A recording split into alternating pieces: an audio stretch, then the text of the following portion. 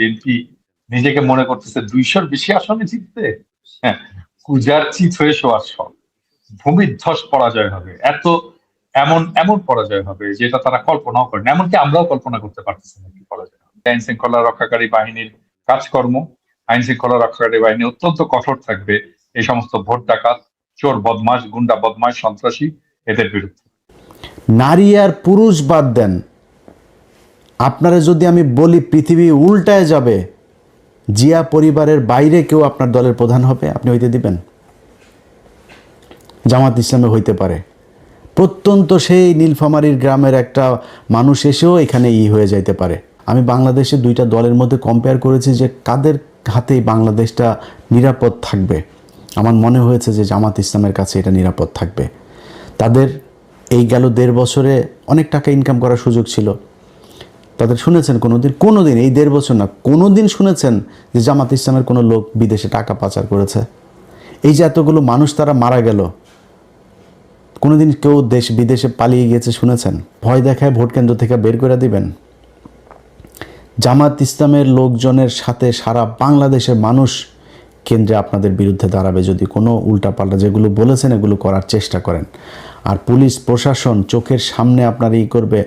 বাংলাদেশের প্রতিটা মানুষের কাছে অনুরোধ থাকবে, বিশেষ করে জামাত ইসলামের যারা ক্যান্ডিডেটরা আছেন তাদের কাছে অনুরোধ থাকবে, আপনারা মাওলানা হালিম বা জামাত ইসলামের কেন্দ্রীয় যেখানে আপনাদের যাদের সাথে কথা বলেন তাদের মাধ্যমে আমার নাম্বার নিয়েন। তারপরে ওনাদের আপনাদের সেন্ট্রাল যে সেল থাকবে সেই সেলে আপনারা যেখানে যখন যেটা ঘটবে সাথে সাথে পাঠিয়ে দিবেন। এই দেশের কোনো গণমাধ্যম যদি আপনাদের এগুলো প্রচার না করে, আমার চ্যানেল আছে, আমার 2টা চ্যানেল, আমার ফেসবুক পেজ আছে 4-5টা, এগুলো সব আপনাদের জন্য উন্মুক্ত। কালকে জামাত ইসলাম ক্ষমতায় আসে, আমি কয়েকটা জিনিস আমি তাদেরকে খুব করে মানে সর্বোচ্চ চেষ্টা করব আমার এটা করার জন্য। 1 নাম্বার হয়েছে এই প্রবাসে যারা থাকে বা প্রবাসে যাবে, সে ভিআইপিদের মতো যাবে, ভিআইপিদের মতো আসবে, তার সর্বোচ্চ কমফোর্ট দিতে হবে।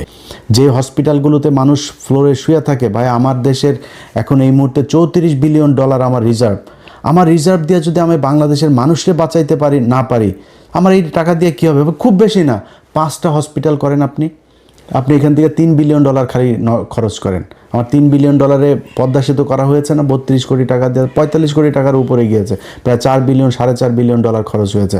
আমি আর $4 বিলিয়ন দরকার নেই, $2 বিলিয়ন খরচ করেন, 5টা হসপিটাল করেন, ভাই এই দেশে কোনো মানুষ চিকিৎসাহীন হয়ে মারা যাবে না। বিএনপির ভাইরা হারের জন্য প্রস্তুতি নেন। জিতলে কি করবেন? ভাঙিয়ে ফেলবেন, উল্টায় ফেলবেন, ছিঁড়া ফেলবেন, ওগুলি আপাতত একটু পকেটে রাখেন, রেখে হারের জন্য প্রস্তুতি নেন। আগামীকালকে রাতে যখন 200-250 বের হবে, আপনার ফলাফল বের হবে, এরপরে দেশে যদি কোনো ক্যাওস তৈরি করতে চান সেখানে তৃতীয় পক্ষ সুযোগ নেবে। সো যেই বিষয়টা আপনাদেরকে বলতে চাই, কোনো ধরনের শয়তানি করা যাবে না। যদি করেন তাহলে কিন্তু আম ছালা সব সমানে যাবে। নির্বাচন করবেন, হারবেন, হারার পরে চুপচাপ থাকবেন, সামনের 5 বছর পরে কি করবেন সেটা করার জন্য প্রস্তুতি নেবেন। আসসালামু আলাইকুম। ত্রয়োদশ জাতীয় সংসদ নির্বাচনের আজকে আমার এটাই হয়তো শেষ ভিডিও বার্তা বাংলাদেশের মানুষের প্রতি।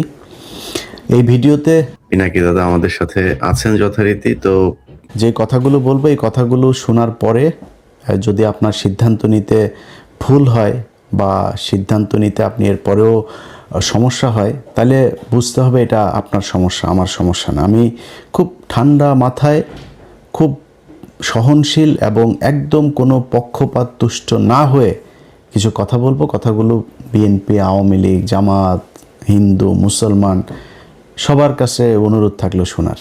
দাদা, আমি আপনার কাছে যে প্রশ্নটা করতে চাই সেটা হচ্ছে যে আপনি দীর্ঘদিন ধরে বিএনপির সাথে আপনার অবশ্যই একটা খুব ভালো সম্পর্ক ছিল, আপনার সাথেও নিশ্চয়ই তারেক রহমানের সরাসরি কথা হয়েছে।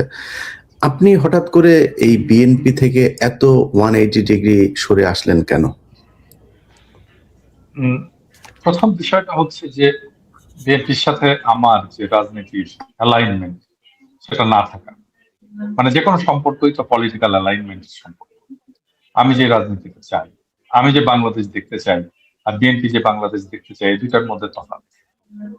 বিএনপির মূল সমস্যাটা যেটা হয়েছে, আমার সাথে তারেক রহমানের এট লেন্থ আলাপ হয়েছে, দীর্ঘ সময় ধরে আলাপ হয়েছে। লাস্ট যে আলাপটা, মানে যেখানে আমাদের বিচ্ছেদটা হলো আর কি।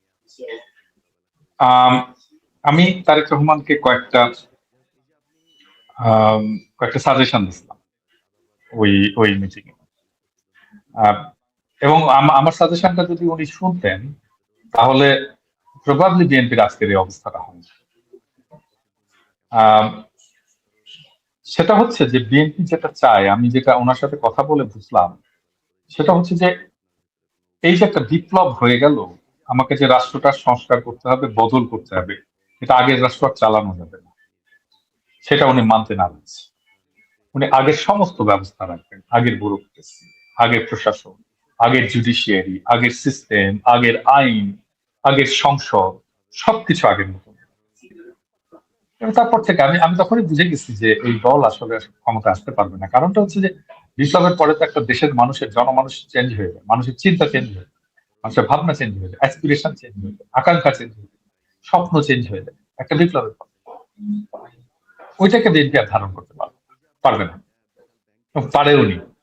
এবং সেটা আগামী 12 তারিখে বোঝা যাবে যে বিএনপি নিজেকে মনে করতেছে 200-র বেশি আসনে জিততে, হ্যাঁ, কুজার চিত হয়ে শোয়ার সব, ভূমিধ্বস পরাজয় হবে। এমন পরাজয় হবে যেটা তারা কল্পনাও করেন, এমনকি আমরাও কল্পনা করতে পারতেছি না কি পরাজয় হবে। এই পরাজয়ের মুখে দাঁড়াচ্ছে। আমি আগের প্রসঙ্গটায় আসি, মানে আমি প্রত্যেককে চিন্তা করতে বলবো যে ধরেন আপনি তারেক রহমান, এবং খোদা না করুক আপনার মা এরকম একটা অবস্থায় একটা হসপিটালে, এভার কেয়ার হসপিটালে, এইভাবে অচেতন অবস্থায় আইসিইউ আছে। আপনি কি করতেন? লন্ডন থেকে ফিরলেন, কি করতেন? নেক্সট কাজটা কি হতো বলেন, নিজে চিন্তা করুন। আমার কথা ভাবতে হবে না, আমার কোনো সাজেশন শোনার দরকার। আমার মা হলে আমি নামার পরে ওইখান থেকে হেলিকপ্টার নিয়ে এভার কেয়ারে যেতাম। এভার কেয়ারে কিন্তু হেলিকপ্টার ল্যান্ড করার ছাদের উপরে একটা জায়গা আছে, গোল জায়গা, দেখেন ওটা কিন্তু হেলিকপ্টার ল্যান্ড করার জন্য ওখানে তৈরি করা হয়েছে। এভার কেয়ারেই ল্যান্ড করা যায় হেলিকপ্টার। আমি ওখানে নেমে ইমিগ্রেশন শেষ করে আমি এভার কেয়ারে যে ল্যান্ড করতাম, আমি মাকে দেখতাম, আমার মায়ের সাথে দেখা হয়ে যেত। তারপরে আমি হেলিকপ্টারে করেই এসে আমার ইয়ের জায়গাতে নামতাম, জনসভার জায়গাতে নামতাম, জনসভা করতাম। আমি একজন পলিটিক্যাল লিডার, মানুষজন আমাকে দেখতে চায়, কথা শুনতে চায়, আমি ওখানে নামতাম, কথা বলতাম। কোনো সময়ের কোনো সমস্যা হতো না, তাড়াতাড়ি হতো, এটা অনেক তাড়াতাড়ি হতো, এফিসিয়েন্ট হতো। কিন্তু সেটা তো করবে না। কি করা হলো? স্পেকটাকল, প্রচুর আর্মি, হাজার হাজার আর্মি তাকে পাহারা দিয়ে নিয়ে যাচ্ছে। ওরে বাপ রে বাপ, এরকম সিকিউরিটি ট্রাম্পও পায় না, দুনিয়ার কোনো মানুষ পায় না। দেখাইতে হইল যে আমি একজন বিশাল কিছু তালে বড় এসে গেছি বাংলাদেশকে রক্ষা করার জন্য। ভোট কেন্দ্রে যেতে হবে, যত ভোট কেন্দ্রে আমরা বেশি যাব, এই সমস্ত সন্ত্রাসী, এই সমস্ত মতলববাজ, এই সমস্ত চোর ডাকাত ভোট কেন্দ্র থেকে দূরে থাকবে। এবং সোফার আমরা যতটুকু দেখছি আইন শৃঙ্খলা রক্ষাকারী বাহিনীর কাজকর্ম, আইন শৃঙ্খলা রক্ষাকারী বাহিনী অত্যন্ত কঠোর থাকবে এই সমস্ত ভোট ডাকাত, চোর বদমাশ, গুন্ডা বদমাশ, সন্ত্রাসী, এদের বিরুদ্ধে। এবং যখন তারা আসবে, এরা সংখ্যায় কম, এটা মাথায় রাখবেন। বাংলাদেশের 18 কোটি মানুষের কাছে চোর ডাকাত কয়জন? 18 কোটি মানুষের সামনে যে কোনো সেন্টারকে আমাদের রক্ষা করতে হবে, জনগণ রক্ষা করবে। একটা ভোট কেন্দ্র তো একটা কমিউনিটিতে, একটা পাড়ায়, একটা মহল্লায়, সেই মহল্লার মানুষকে পাহারা দিতে হবে এই ভোট কেন্দ্রকে। এই মহল্লার মানুষকে এই ভোট কেন্দ্রের শান্তি শৃঙ্খলা, ভোট কেন্দ্র থেকে গুন্ডা পান্ডাদেরকে দূরে রাখা, এই দায়িত্বটা পালন করতে হবে। উৎসবের সাথে ভোট কেন্দ্রে যাবেন, নির্ভয়ে ভোট কেন্দ্রে যাবেন এবং আপনার পছন্দের প্রার্থীকে ভোট দেবেন। এটাই আমার শেষ কথা। ডক্টর শফিকুর রহমানকে প্রশ্ন করা হয়, আল জাজিরার ইন্টারভিউটা খালি দেখলাম, খালি ঘুরায় পেঁচায় আপনার ইন্ডিয়ান মালটা ওনারা প্রশ্ন করছে, মেয়ে আপনার কোনো নারী জামাত ইসলামের প্রধান হইতে পারবে কিনা। ভাই, নারী জামাত ইসলামের প্রধান হইতে পারবে না, উপরে যিনি আসছেন তার চাইতে বড় হেকিম আমি না। উনি আমারে বলছেন যেটা, এটার বাইরে আমরা যাইতে পারবো না। আমি নারীকে অসম্মান করি কিনা সেটা হচ্ছে প্রশ্ন। কিন্তু অ্যাপার্ট ফ্রম দিস আমি আরেকভাবে বলি আপনারা, মনে করেন আপনি খুব গণতান্ত্রিক মানুষ, আপনি একজন নারীকে দেখতে চান, নারী আর পুরুষ বাদ দেন, আপনারা যদি আমি বলি পৃথিবী উল্টায় যাবে, জিয়া পরিবারের বাইরে কেউ আপনার দলের প্রধান হবে, আপনি হইতে দিবেন? জামাত ইসলামে হইতে পারে, প্রত্যন্ত সেই নীলফামারীর গ্রামের একটা মানুষ এসেও এখানে হয়ে যাইতে পারে। এখানে কোনো পরিবার থেকে ডক্টর শফিকুর রহমান রাজনীতি থেকে অবসর নিলে তার ছেলে হবে, হইতে পারবে না। ওই যোগ্যতাতেই আসতে হবে। এটার নামই রাজনীতি, এটার নামই গণতন্ত্র। আপনি যে গণতন্ত্রের কথা বলে একজন নারী কী করে, আরে ভাই নারী আমেরিকার 400-500 বছরের ইতিহাসে আপনি দেখেন না যে নারী প্রধানমন্ত্রী আছে কি না? তারা বানায় নাই কেন? অনেক দেশ বানায় না। পৃথিবীর কয়টা দেশে নারী আছে? একজন নারীর মানে সামাজিকভাবেই শারীরিকভাবেই তার অনেক বাধ্যবাধকতা আছে, তো সে যায় না ওই জায়গা পর্যন্ত। আপনি যদি এমন বলেন যে না আমারে দিতে হবে, আমি সমান অধিকার, ভাই সমান অধিকার নিলে সব জায়গায় নেন। বাসের মধ্যে আবার লেখা থাকে কেন যে সংরক্ষিত আসন? সংসদের ভেতরে লেখা থাকে কেন সংরক্ষিত আসন? কেন আপনি সংরক্ষিত আসন লাগবেন? 300 আসনে আপনি ফাইট করেন, আপনার দলে কই ফাইট করে না কেন? আওয়ামী লীগ আর বিএনপি, জামাত ছিল না তো, এত বছর আপনি সংরক্ষিত আসনে নিয়ে মমতাজরে বসান কেন? কেন তারে 300 আসনের মধ্যে দেন, 150 আসনে। আপনার মনোনয়ন পাওয়া কতজন আছে? 2%। কেন 150 সিট দিয়ে দেন মেয়েদেরকে? আপনি তো সমান অধিকার করেন। জামাত ইসলামকে চেপে ধরেছে। সো ভাই, জামাত ইসলাম যোগ্য থাকলে যে কোনো কাউকে দিবে, কিন্তু জিয়া পরিবার আর শেখ পরিবারের বাইরে আপনি আওয়ামী লীগ আর বিএনপির দলীয় প্রধান হইতে পারবেন না। এইটার কোনো গণতন্ত্র কিচ্ছু নাই, উনিই হবেন। কাউন্সিল আপনি আফগানিস্তানে বসে করেন আর ওয়াশিংটন বসে করেন, কাউন্সিলে এই শেখ হাসিনাই প্রধান হবে আর খালেদা জিয়াই প্রধান হইতো, এখন তারেক রহমানই প্রধান হবে। এর বাইরে ফখরুলও হবে না, সালাউদ্দিনও হবে না। এটার নাম গণতন্ত্র। এইভাবে এই দেশ চলেছে, মানুষ এইভাবে চলতে চায় না।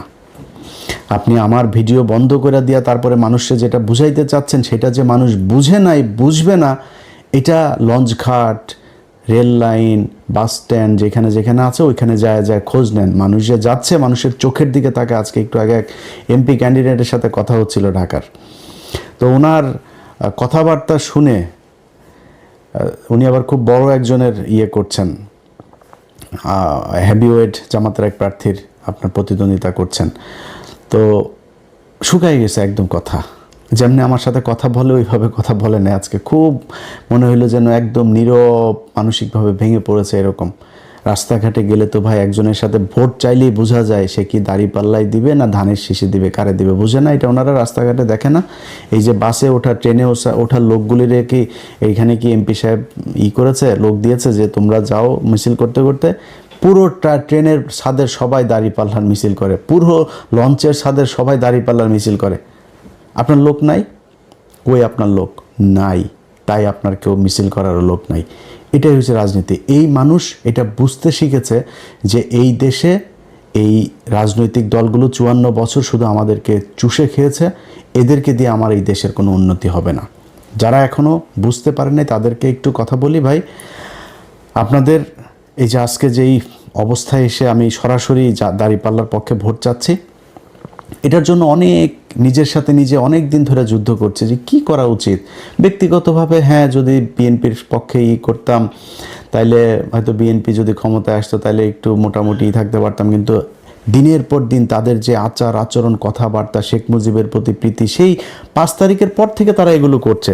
এই যে কাজগুলো যে হচ্ছে, এগুলো আমাদেরকে ধাক্কাইতে ধাক্কাইতে বিএনপির বাইরে নিয়ে এসেছে। আমরা তো বিএনপির বাইরে যাইতে চাই না ভাই। তারেক রহমানের প্রতি এখনও যথেষ্ট সম্মান আছে, শ্রদ্ধা আছে, তারা নিয়ে কোনো বাজে কথা বলি নাই, বলবো না, বলতে চাইও না। কিন্তু এই দলের প্রধান হিসেবে ওনার তো এগুলোর দায় নিতে হবে। যা হয়েছে এখনও পর্যন্ত, যা হচ্ছে, কালকেও আপনি হুমকি দিচ্ছে বাড়ি ঘর দুয়ার সব পোড়ায় দিবে, এই করবে, এগুলো তো ভাই আওয়ামী লীগের বক্তব্য। আপনি কেন সেগুলো বলেন? যাই হোক, তারা তাদেরটা বলবে। আপনারা বাংলাদেশে মানুষ যারা আছেন তাদেরকে বলি, ভাই আমি জামাত ইসলামের কেউ না। জামাত ইসলাম আমি কোনো কথা বললে শুনবে কি না এটাও আমি জানি না। জামাত ইসলামের আমি কোনো বড় পদও চাই না, কোনো সুবিধাও চাই না। জামাত ইসলামের কথা যতটুকু বলি, আমার নিজের যেহেতু কোনো দল নাই, আমি বাংলাদেশে 2টা দলের মধ্যে কম্পেয়ার করেছি যে হাতেই বাংলাদেশটা নিরাপদ থাকবে? আমার মনে হয়েছে যে জামাত ইসলামের কাছে এটা নিরাপদ থাকবে। তাদের এই গেল 1.5 বছরে অনেক টাকা ইনকাম করার সুযোগ ছিল। তাদের শুনেছেন কোনোদিন এই 1.5 বছর না, কোনোদিন শুনেছেন যে জামাত ইসলামের কোনো লোক বিদেশে টাকা পাচার করেছে? এই যে এতগুলো মানুষ তারা মারা গেল, কোনোদিন কেউ বিদেশে পালিয়ে গিয়েছে শুনেছেন? যাইতে হয়নি, তারা এইখান থেকে যায় না। এই ইমানের শক্তি তাদের আছে। আপনার এলাকায় আপনি আপনার বাড়ির পাশে আপনি করেন, ভাই কালকে সারা রাত অন্তত কয়েক হাজার কোটি টাকার লেনদেন হয়েছে। এই টাকা পয়সা নিয়ে যদি মনে করেন আপনি যে টাকা দিয়েছে ইমান দেখাবেন, আরে ভাই আপনি তো 2 নাম্বারই করেছেন, টাকা নিয়েই 2 নাম্বারই করলে আরেকটু 2 নাম্বারই করেন। ওর এই কথাটা শুনে, যে কথা দিয়েছেন এই কথাটা রাখেন না। দেশের জন্য, আপনার ভবিষ্যতের জন্য এই 500 আর 1000 টাকার জন্য নিজেরা বিক্রি করেন না। ভোটটা যেখানে আপনার প্রতিবেশী যে মানুষগুলো আছে, রাজনীতিবিদ যারা আছে 2টা দলের মধ্যে, তাদের চরিত্র দেখেন, তারা কে কীরকম কী করতে চায়, কি হয়েছে 54 বছরে তারা কি করেছে, এগুলোর দিকে একটু হিসাব করেন, করলে উত্তর পেয়ে যাবেন আপনি ভোট কাকে দিবেন। আমি আমার জায়গা থেকে আপনারে শুধু এতটুকু এনশিওর করি ভাই, আগেই যেটা বললাম যে আমি জামাত ইসলামের কিছু না, জামাত ইসলামের লোক আমার কথা শুনবে কিনা আমি জানিও না, বাট একটু ঝুঁকি নিয়ে, একটু দাবি নিয়ে কিছু কথা বলি। আমি বিশ্বাস করি জামাতকে অন্তত এই কথাগুলো বললে শুনবে। আপনার যেই মানুষগুলি আজকে এই যে প্রবাসে থাকেন না, এই মানুষগুলির জন্য এই 54 বছরে এই দেশের রাজনীতিবিদরা কিচ্ছু করে নেই। আপনাদেরকে শুধু পাঠিয়েছে, গাধার মতো আপনারা খেটেছেন, আপনারা টাকা পাঠিয়েছেন, সেই ডলার আবার ওরা বাংলাদেশ থেকে বিদেশে পাঠিয়েছে। এইভাবেই চলেছে। আমার ডলার রিজার্ভ কেন 34,000 কোটি টাকা থাকবে ভাই? 34 বিলিয়ন ডলার কেন থাকবে? আমার প্রতি সপ্তাহে আসে এরকম $1 বিলিয়ন, মাসে এমন মাস আসে 2 বিলিয়ন 3 বিলিয়ন ডলার পর্যন্ত আমার রেমিটেন্স আসে। তাহলে আমার রিজার্ভ কেন হবে 34 বিলিয়ন ডলার? আমি এত রিজার্ভ, এত ডলার আমি দেশে পাঠাচ্ছি, সেই টাকা কোথায় যায়? এই টাকা এই আপনি কষ্ট করে পাঠান, আর এই রাজনীতিবিদরা আপনার এই দেশ থেকে করে। বিনিময়ে কি হয়? আপনি যখন যাবেন, যাওয়ার কথা শুনলে দালালে ধরার পরে পাসপোর্ট অফিসে গিয়ে আরেক দালালের পরে, এরপরে আপনি যখন যাবেন বিদেশে, ওইখানে গিয়ে আরেক দালালের হাতে পড়বেন। যাবেন হলো গিয়া মসজিদে কাজ করার ভিসা নিয়ে গিয়া, দেখবেন যে বাথরুম পরিষ্কার করা লাগে। এটাই এই বাংলাদেশে চলে এসেছে। জামাত ইসলাম আসলে খেজুর আটকায় রাখে আর ছোলা আটকায় রাখে, এটার দাম বাড়াবে, এটা হইতে দেওয়া যাবে না। গ্যারান্টি দিলাম আপনাদেরকে। আমি ইলিয়াস হোসেন আজকে যে কথাগুলো বলছি, আমি এই গত 1.5 বছরে এটা প্রমাণ করে এসেছি যে আমি এই নির্যাতিত মানুষ, অসহায় মানুষ যারা মাজলুম, তাদের পক্ষে কাজ করি। আজকে ওয়াকার একজন সেনাপ্রধান ভাই, আমি তার কাছে চুনোপুটি একটা, তার সাথে সে আমার একটা ফোন করা মানে আমার জন্য বিশাল ব্যাপার। বিশাল বড় জায়গায় আমি যাই বসতে পারি, বিশাল সুবিধা নিতে পারি ওয়াকারের সাথে সম্পর্ক ভালো রেখা। ভাই প্রপোজাল পেয়েও রাখি নাই। কি বলেছি? যে আলেমদেরকে ছাড়তে হবে, ডিজিএফআই জেলখানায় যেই তাদের ক্লিয়ারেন্সের কথা বলে এদেরকে আটকে রাখি, এটা করা যাবে না। বিডিআরের লোকজনরে ছাড়তে হবে। এটার জন্য তাদের সাথে আমার সম্পর্ক এসে, ভাই আমার মতো একটা মানে খুবই কি বলবো যে দুর্বল একজন মানুষ, আমি তো পাওয়ারফুল না ভাই, আমার ফ্যামিলি ব্যাকগ্রাউন্ডে বিশাল পাওয়ারফুল কেউ নাই। আমার মতো একজন মানুষ, আমি তার এটাতে বিক্রি হই নাই, তার এখানে যায় আমি কিছু চাই নাই নিজের জন্য। জামাত ইসলামী যদি ক্ষমতায় আসে, আপনাদেরকে কথা দিলাম নিজের জন্য কিছু করব না। এই দেশের যে প্রবাসীরা ভারত থেকে সৌদিতে যেতে যেই কয় টাকা লাগে, বাংলাদেশ থেকে ওই কয় টাকা লাগতে হবে। একজন মানুষকে, জামাত ইসলামকে সময় দিব 4.5 বছর। 5 বছরের মধ্যে 6 মাস আগে তাদেরকে হিসাব বুঝাই দিতে হবে যে একজন মানুষ যে কিনা এমপি থাকবে, মন্ত্রী থাকবে, সরকারি কোনো পদে থাকবে, সে বিদেশে ট্রিটমেন্ট দিতে যাইতে পারবে না। যদি ট্রিটমেন্ট নিতে যাইতে হয়, তাহলে প্রত্যন্ত একটা গ্রামের অসহায়, যার চিকিৎসা নেওয়ার 1 টাকাও নাই, আপনি যেই রোগের জন্য মনে করেন বাংলাদেশে চিকিৎসা নাই, সেই চিকিৎসায় যদি আপনাকে বিদেশ যাইতে হয়, তাহলে এই রোগ তো আপনার একার হয় না, গ্রামের একটা প্রত্যন্ত গ্রামের মানুষেরও এই রোগ হয়, তাহলে তাকে আপনার নিয়ে যাইতে হবে বিদেশে। এটা সরকারি খরচে এই ট্রিটমেন্ট তাকে দিতে হবে। আমি আজ পর্যন্ত আপনাদেরকে আমি বললাম, শুনেছেন জামাত ইসলামের নেতা একজন বিদেশে সিঙ্গাপুরে ট্রিটমেন্টের জন্য গিয়েছে। জামাত ইসলামের নেতাদেরকে লাভ দিয়া যায়, পাতলা পায়খানা হইলো, যা থাইল্যান্ডে সিঙ্গাপুরে যায় ট্রিটমেন্ট নিতে হয়েছে। এই বিএনপি আওয়ামী লীগ এদের কিছু হইলেই বিদেশ, এয়ার অ্যাম্বুলেন্স যা কিছু আছে সব কিছু রেডি থাকে এদের জন্য, ট্রিটমেন্ট নিতে যায়। আমি আপনাদেরকে গ্যারান্টি দিলাম, নিজের সর্বশক্তি দিয়া আপনাদের জন্য এই জিনিসগুলো আদায় করবো ইনশাল্লাহ জামাত ইসলামের কাছে। যারা একটা সরকারি অফিসে যান, ভূমি রেজিস্ট্রি অফিসে যান, টাকা ছাড়া একটা কাগজ উল্টায় না, টেবিল থেকে ফাইল নড়ে না, এই পরিস্থিতি বাংলাদেশে থাকবে না। এটা আপনাদেরকে স্বপ্ন দেখাচ্ছি না, এটা জামাত ইসলাম করবে। কারণ এই এই এই এই এই কাজ তারা, এর আগে 2 জন মন্ত্রী ছিল, তারা সেটা করেছে। তাদের প্রতিষ্ঠানগুলো দেখেন, ইবনে সিনা বলেন, ইসলামী ব্যাংক বলেন, 2 দিনের জন্য খালি আওয়ামী লীগের হাতে গিয়েছিল, ইসলামী ব্যাংক তছনছ হয়ে গিয়েছে। এত বছর ধরে এটা সাউথ এশিয়ার মধ্যে সবচাইতে বেশি আপনার পাওয়ারফুল একটা ব্যাংক ছিল এই ইসলামী ব্যাংক। অথচ তাদের থেকে ম্যানেজমেন্ট হাতছাড়া হওয়ার পর আবার ফের আগের চেহারা, আবার এখন এসছে, আবার এটা উপরে উঠছে। এটাই জামাতে ইসলামী। সো এই দলটার কাছে যদি নাকি এই দেশের ক্ষমতা যায়, আপনাদেরকে এইটুকু বলতে পারি যে কতটুকু ভালো হবে সারা দেশ চালাইতে গেলে আমি জানি না, কিন্তু এর ধারে কাছেও কোনো দেশ নাই জামাত ইসলাম যতটি স্বচ্ছতা, ন্যায়, ন্যায্যতা, বৈষম্যহীনভাবে দেশ পরিচালনা করবে, এর আশেপাশেও কেউ নাই। এই বিবেকের তাড়না থেকে বিএনপির একেবারে বিরুদ্ধে যেয়ে এবারে নির্বাচনে দাঁড়িপাল্লার ভোট চেয়েছে।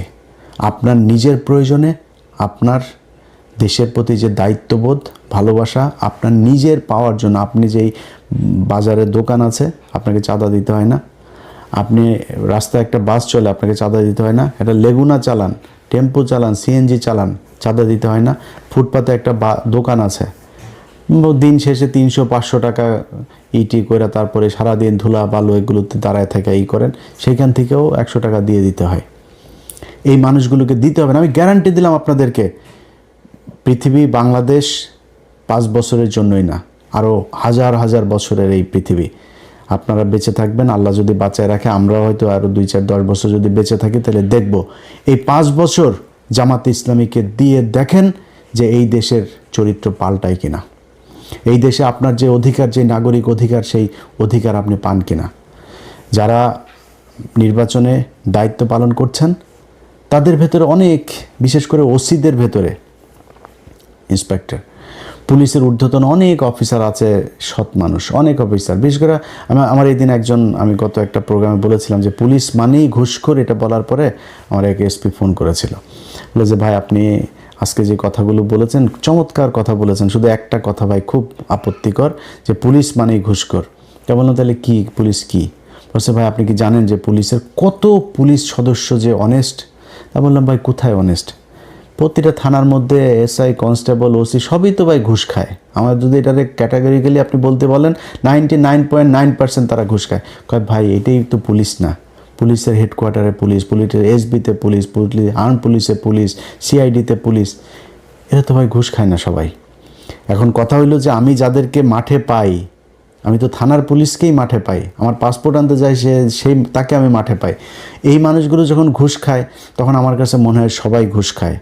তো আজকে একটু নমনীয়ভাবে বলি, মনে করেন পুলিশ ঘুষ খাইতে চায় না, ভাই অনেক পুলিশ, ডিসি, এসপি, আমলা অনেকে খুব আতঙ্কে আছে। জামাত ইসলাম যদি ক্ষমতায় আসে তাইলে তাদের পিঠের চামড়া থাকবে না। পিঠের চামড়া থাকবে না মানে পিটাবে না, তাদের ঘুষ টুস এই ধান্দাবাজি করার আর সুযোগ থাকবে না। এখন এই কারণে তারা চায় না যে জামাত ইসলাম ক্ষমতায় আসুক। ভাই একটা জিনিস বলি যে এই গেল 15 বছরে এই দেশে বহু ব্যবসায়ী, আমলা, রাজনীতিবিদ হাজার হাজার কোটি টাকার মালিক হয়েছে। আজকে কোথায় তারা? সালমান এফ রহমানের মতো লোক, এস আলমের মতো লোক কোথায় তারা? জেলখানার মধ্যে ঢুকে আছে সালমান এফ রহমান, আনিসুল হক, বিশাল প্রতাপশালী আইনমন্ত্রী, এরা সব এখন কোন অবস্থায় আছে? আপনারা টাকা দিয়ে বাঁচাইতে পারবে না। তার চাইতে যদি সততার সাথে, বাংলাদেশের প্রেক্ষাপটে আপনাদের বেতন তো কম না ভাই, একটা এসপির বেতনও কম না, ডিসির বেতনও কম না, একটু সৎ হয়ে দেখেন না, অন্তত আপনার ভবিষ্যৎ প্রজন্মটা একটা ভালো সুন্দর একটা পৃথিবী, সুন্দর একটা বাংলাদেশ পাবে। একটু করে যান। এদের ভেতরে বিশেষ করে কিছু ওসি আছে, ওসিরা ব্যাপকভাবে তানারা চেষ্টা চালায় যাচ্ছেন যে নানানভাবে করতে। ভাই কালকের নির্বাচনটার সাথে 18 সালের নির্বাচনের অনেক মিল আছে, কিন্তু 18 সালের পরিস্থিতি আর এই পরিস্থিতিটা একটা। আপনারা বানাইতে চাচ্ছেন 18 সালের নির্বাচন, এটারে ঘোষণা দিয়েছেন। আওয়ামী লীগ যেমন ওই সময় ঘোষণা দিয়েছিল ভোট কেন্দ্রে গেলে করে ফেলা হবে, ভোটের পরে করা হবে, ওদের আমার সামনে দাঁড়িপাল্লা এই নৌকায় ভোট মারতে হবে, এগুলো বলে বলে এসছে। আপনারা ঠিক সেটা করছেন, কিন্তু মাঠটা কি সেই অবস্থায় আছে? ওই সময় এক একজন বিএনপির নেতার বিরুদ্ধে 200, 250, 300 করে মামলা, তার উপরে আবার এলাকায় নির্বাচনে তো পাশ করবে না, এটা মোটামুটি 90% কনফার্ম হয়েই নির্বাচনে গিয়েছে। নির্বাচনটা শেষ হলে পিটানি খাবে, আবার জেলে যাইতে হবে, বেশি বাড়াবাড়িও করতে পারে না। পোলিং এজেন্ট দেওয়ার লোক ছিল না। পরিস্থিতিটা ওই জায়গায় আছে এখন। বাংলাদেশের এইভাবে ভোট দেওয়ার জন্য ঢাকা শহর থেকে যাওয়ার এইটাই প্রথম। 15 বছর ভোট দিতে পারে নাই, 17 বছর, এটাই প্রথম। জুলাইয়ের একটা বিশাল রক্তক্ষয়ী সংঘর্ষ, একটা অভ্যুত্থানের মধ্য দিয়ে একজন প্রধানমন্ত্রী, বৈধ হোক আর অবৈধ হোক, সিটিং প্রধানমন্ত্রী দেশ থেকে গোষ্ঠী শুদ্ধ পালিয়েছে, এটাই প্রথম। এই প্রেক্ষাপটে এসে যেই দেশের মানুষ বন্দুকের নলের সামনে দাঁড়ায়া সামনের জনকে গুলি করেছে, পিছনের জন তারে না ছেড়ে নিয়ে আসে, পুলিশ বলতে বাধ্য হয় একটারে গুলি করি, অন্য গুলি পালায় না। সেই জাতিটার চোখের সামনে একটা অভ্যুত্থানের রক্ত তাদের শরীরে লেগে আছে, এদেরকে আপনি ভয় দেখায় ভোট কেন্দ্র থেকে বের করে দিবেন? জামাত ইসলামের লোকজনের সাথে সারা বাংলাদেশের মানুষ কেন্দ্রে আপনাদের বিরুদ্ধে দাঁড়াবে যদি কোনো উল্টাপাল্টা যেগুলো বলেছেন এগুলো করার চেষ্টা করেন। আর পুলিশ প্রশাসন চোখের সামনে আপনার করবে। বাংলাদেশের প্রতিটা মানুষের কাছে অনুরোধ থাকবে, বিশেষ করে জামাত ইসলামের যারা ক্যান্ডিডেটরা আছেন তাদের কাছে অনুরোধ থাকবে, আপনারা মাওলানা হালিম বা জামাত ইসলামের কেন্দ্রীয় যেখানে আপনাদের যাদের সাথে কথা বলেন তাদের মাধ্যমে আমার নাম্বার নিয়েন। তারপরে আপনাদের সেন্ট্রাল যে সেল থাকবে সেই সেলে আপনারা যেখানে যখন যেটা ঘটবে সাথে সাথে পাঠিয়ে দিবেন। এই দেশের কোনো গণমাধ্যম যদি আপনাদের এগুলো প্রচার না করে, আমার চ্যানেল আছে, আমার 2টা চ্যানেল, আমার ফেসবুক পেজ আছে 4-5টা, এগুলো সব আপনাদের জন্য উন্মুক্ত। কালকে যেখানে যেটা পাবেন নিজের ফেসবুক থেকে দিয়ে দিবেন। কোনো জায়গায় একজন সাধারণ ভোটার হিসেবে আপনারা হাজার হাজার ভোটার কালকে লাইন ধরে মাঠে থাকবেন। কোথাও কোনো অপ্রীতিকর ঘটনা দেখলে আপনারা সেখানে দাঁড়ায় যাবেন। এই ভোট, এটা আপনার অধিকার, এই অধিকার প্রতিষ্ঠা করার দায়িত্ব আপনার। আপনি যে সুযোগ পেয়েছেন এই সুযোগ বাংলাদেশে বারবার আসবে না। অতএব যারা ভোট রিগিং করার চেষ্টা করবেন, কোনো পক্ষপাতদুষ্ট আচরণ করার চেষ্টা করবেন, বিশেষ কোনো প্রার্থীর পক্ষে কাজ করার চেষ্টা করবেন, সেই প্রশাসনের ভাইদেরকে বলবো, ভাই যদি মনে করেন সারা জীবন ঘুষ খাইয়ে থাকতে চাবেন তাহলে যা মন চায় করেন। আর যদি মনে করেন যে না, আমার সন্তানের পেটে আমি যদি নাকি আমার ট্রিটমেন্টের দরকার হয়, আমার সরকার ট্রিটমেন্ট দিবে, আপনি যদি সুন্দর একটা দেশই করেন, আপনি টেনশন করেন কেন যে আমার বড় শেষ বয়সে গিয়ে কি হবে, টাকা পয়সা না রেখে যেতে, এই টেনশন আপনি করেন কেন? সুন্দর একটা দেশ দিয়ে যান। এই যে আমি আমেরিকায় গরিব, মানে আমেরিকার সামাজিক যে অবস্থান সেই অনুযায়ী আমি গরিব ক্যাটাগরির একজন নাগরিক, তো মানে মানুষ আর কি। তো আমি যেহেতু অল্প টাকার ইনকাম করি, অল্প টাকা ট্যাক্স পে করি, তো ট্যাক্স ফাইল করার ওই অনুযায়ী আমি ওই ক্যাটাগরিতে আমার ট্রিটমেন্ট ফ্রি এখানে। এটা বাংলাদেশে সম্ভব, খুবই ইজিলি সম্ভব। আমি আপনাদের বললাম ভাই, যদি জামাত ইসলাম ক্ষমতায় আসে, আমি কয়েকটা জিনিস আমি তাদেরকে খুব করে মানে সর্বোচ্চ চেষ্টা করব আমার এটা করার জন্য। 1 নাম্বার হচ্ছে এই প্রবাসে যারা থাকে বা প্রবাসে যাবে, সে ভিআইপিদের মতো যাবে, ভিআইপিদের মতো আসবে, তার সর্বোচ্চ কমফোর্ট দিতে হবে। এই মানুষগুলো 15 বছর 20 বছর ছোট বাচ্চা রেখে যায়, সেই বাচ্চা বিয়ে করার পরে বিদেশ থেকে ফিরে আসতে পারে না। এটা কোনো জীবন হলো নাকি? এই মানুষগুলোর জন্য সর্বোচ্চ কমফোর্ট আপনাকে এনশিওর করতে হবে। যে হসপিটালগুলোতে মানুষ ফ্লোরে শুয়ে থাকে, ভাই আমার দেশের এখন এই মুহূর্তে $34 বিলিয়ন আমার রিজার্ভ দিয়ে যদি আমি বাংলাদেশের মানুষকে বাঁচাইতে না পারি, আমার এই টাকা দিয়ে কী হবে? খুব বেশি না, 5টা হসপিটাল করেন আপনি এখান থেকে $3 বিলিয়ন খালি খরচ করেন। আমার $3 বিলিয়ন পদ্মা সেতু করা হয়েছে না, 32 কোটি টাকা দিয়ে 45 কোটি টাকার উপরে গিয়েছে, প্রায় $4 বিলিয়ন $4.5 বিলিয়ন খরচ হয়েছে। আমি আর $4 বিলিয়ন দরকার নেই, $2 বিলিয়ন খরচ করেন, 5টা হসপিটাল করেন। ভাই এই দেশে কোনো মানুষ চিকিৎসাহীন হয়ে মারা যাবে না। মারা যাচ্ছে, প্রতিদিন মারা যাচ্ছে, কেন মারা যাবে? এই মানুষগুলোর জন্য কিছু করতে চাই, প্রবাসীদের জন্য করতে চাই। যেই অফিসগুলোতে ঘুষের জন্য মানুষ কোনো কাজ করতে পারে না, এই ঘুষ এগুলো বন্ধ করতে হবে ভাই। যেই স্টাইলে এই বাংলাদেশ 54 বছর চলেছে, এখান থেকে বের হয়ে আসতে হবে। এই বের হয়ে আসার জন্য আগামীকালকে আপনাকে দাঁড়িপাল্লায় ভোট দিতে হবে। আপনাকে কথা দিলাম, আমি ইলিয়াস হুসাইন, যদি নাকি এই জামাত ইসলাম যদি আপনাদেরকে যেই স্বপ্ন দেখাচ্ছে, আমি নিজেও যেটা দেখাচ্ছি, এই পথে যদি না চলে, আমি আল্লাহ যদি বাঁচিয়ে রাখেন 2031 সালের নির্বাচনে আমি প্রথম ব্যক্তি হব যিনি কিনা জামাত ইসলামের বিরুদ্ধে নির্বাচনে ক্যাম্পেইন করব। এটা আজকে আপনাদেরকে বলে রাখলাম খুব সুস্পষ্টভাবে। ভাই, বিএনপিতে আমার বহু পছন্দের মানুষ আছে। ইভেন আপনি জানেন যে আমি বিএনপির এরকম অনেক জায়গাতে আছে যেই জায়গার বিরুদ্ধে কোনো ওই জায়গার জামাতের ওই ক্যান্ডিডেট যদি আমার বলেও না যে আমি তার পক্ষে নির্বাচন করার জন্য তার পক্ষে কিছু একটা পোস্ট করার জন্য আমি করবো না, নাম বলবো না আমি কার, ঢাকাতেও আছে এমনকি, আমি তার পক্ষে করব না। আমার কিন্তু অনেক পছন্দের মানুষ আছে বিএনপিতে। এই যে আলতাফ হোসেন চৌধুরী আমার খুব পছন্দের মানুষ, এই লোকটা কিন্তু আমি তার পক্ষে আমি মানে ভোট চাচ্ছি। ওইখানে যারা ভোটার আছেন আলতাফ ভাইরে ভোট দিয়েন। এরকম অনেকগুলো জায়গা আছে, অন্তত 8-10টা জায়গা আছে আমার খুব খুব কাছের মানুষ বিএনপি নির্বাচন করছে। আপনারা আমার শত্রু না। সবশেষ যেই কথাটা বলে শেষ করতে চাই, বিএনপির ভাইরা হারের জন্য প্রস্তুতি নেন। জিতলে কি করবেন? ভাঙিয়ে ফেলবেন, উল্টায় ফেলবেন, ছিঁড়া ফেলবেন, ওগুলি আপাতত একটু পকেটে রাখেন, রেখে হারের জন্য প্রস্তুতি নেন। আগামীকালকে রাতে যখন 200-250 বের হবে, আপনার ফলাফল বের হবে, এরপরে দেশে যদি কোনো ক্যাওস তৈরি করতে চান সেখানে তৃতীয় পক্ষ সুযোগ নেবে। সো যেই বিষয়টা আপনাদেরকে বলতে চাই, কোনো ধরনের শয়তানি করা যাবে না। যদি করেন তাহলে কিন্তু আম ছালা সব সমানে যাবে। নির্বাচন করবেন, হারবেন, হারার পরে চুপচাপ থাকবেন, সামনের 5 বছর পরে কি করবেন সেটা করার জন্য প্রস্তুতি নেবেন। আগের মতো আপনারা জেলেও কেউ পাঠাবে না, আগের মতো গুমও করবে না, শিলং সালাউদ্দিনের মতো শিলংয়ে যায় বসে থাকতে হবে না, দেশেই থাকবেন।